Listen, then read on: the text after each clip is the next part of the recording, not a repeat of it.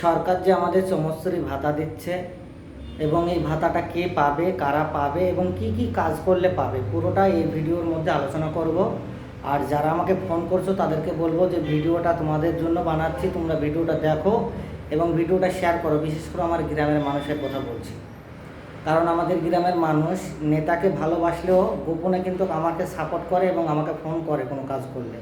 তো সেই ভাইদেরকে বলছি যে চমৎকারী যেটা হয়েছে, এটা ভাবছো যে আমরা তো কেরালায় কাজ করি, আমি দিল্লি কাজ করি, আমি মুম্বাই কাজ করি, আমি হায়দ্রাবাদ কাজ করি, আমি কর্ণাটক কাজ করি, আমি তেলেঙ্গানায় কাজ করি, বাড়িতে যাবো আর চমৎকারী অ্যাপ্লাই করবো আর পেয়ে যাবো। না না, এটা না।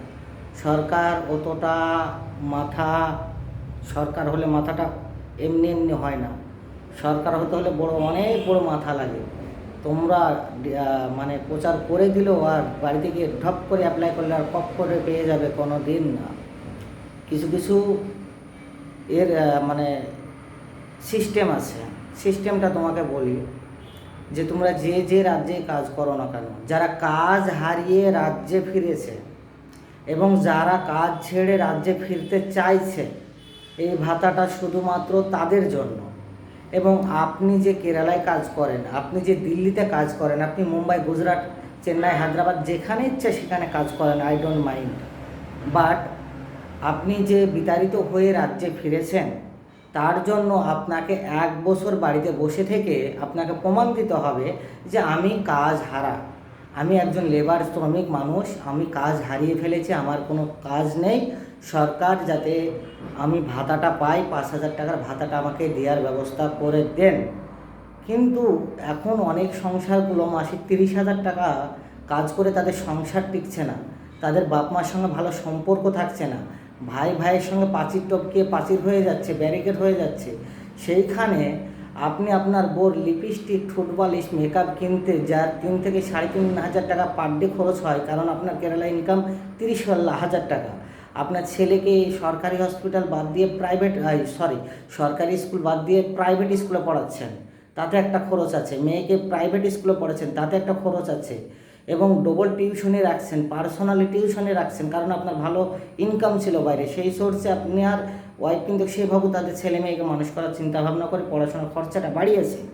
এইবার আপনার এই ভাতা নেওয়ার জন্য যদি 1 বছর আপনাকে প্রমাণ করতে হয় যে আমি বিতাড়িত হয়েছি, আমি কাজ হারিয়েছি, আমি বাংলা চমৎশ্রী, আমি নদিয়া মুর্শিদাবাদের মানুষ, আমি মালদা বর্ধমানের মানুষ, আমি জঙ্গিপুরের মানুষ, আমি হুগলির মানুষ, আমি ভাঙড়ের মানুষ, তাহলে এখানে প্রমাণ করার জন্য আপনাকে 1 বছর বাড়িতে বসে থাকতে হবে।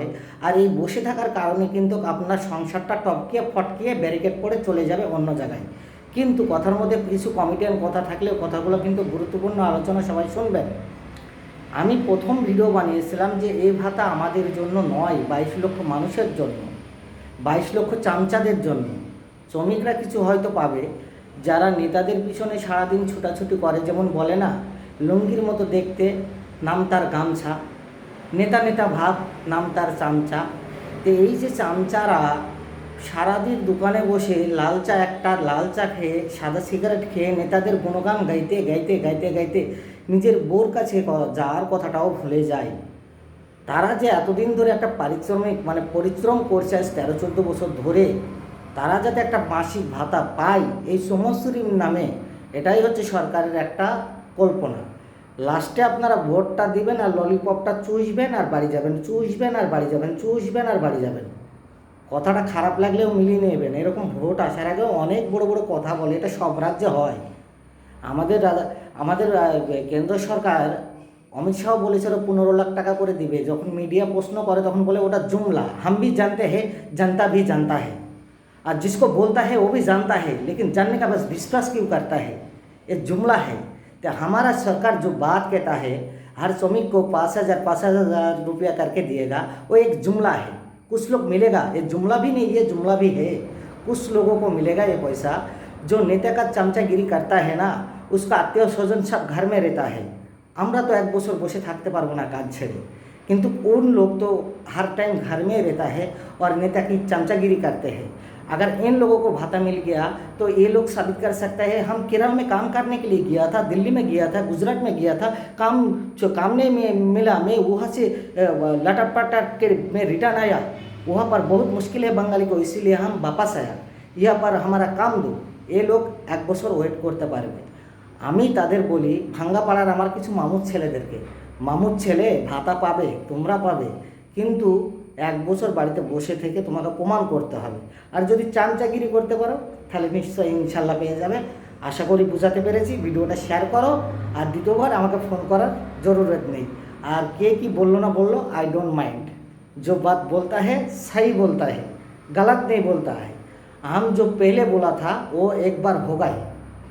जब इस बंगाल में मैं कुछ लोगों का वोटर आईडी चेक किया था, तो उसी टाइम हमारा गांव में बोला तुम्हारा सबका वोटर आईडी चेक करो, क्योंकि केंद्र सरकार चाहती है ऐसा कि बहुत लोगों का इलेक्शन आईडी कार्ड से नाम उठा देगा, जैसा बिहार में किया था। जब मैं इस बात को बोला था तो मेरा गांव का आदमी बोला ये साला आदमी सब जानता है, ये बहुत जानने वाला आदमी होता है, मेरा बात नहीं माना। तो तब मैंने मुख्यमंत्री जो हेल्पलाइन नंबर उसमें हम ही फ़ोन करी, मारे हम फ़ोन किया था। तो फ़ोन करने के बाद मेरे को बोला ऐसा कोई रिपोर्ट अब तक मेरा पास नहीं आया। तो मेरे को लगा सरकार को भी पता नहीं चला, जो सरकार चलाता है, लेकिन हम एक गांव का लड़का, हमको कैसे पता चला। तो कुछ दिन बाद 2-3 महीना बाद सुनता है एक विधानसभा नाम उठ गया, एक गांव में 700 आदमी का नाम उठ गया, आदमी लोग जिंदा है। आस्ते आस्ते आस्ते आस्ते सब समाधान होच्छे এবং মানুষ জানতে পারছে। তো ভাই সময় আছে, ললিপপ চুষার আগে 26-এ একটু চিন্তা ভাবনা করো, চমৎশ্রী নিশ্চয় পাবে। ধন্যবাদ।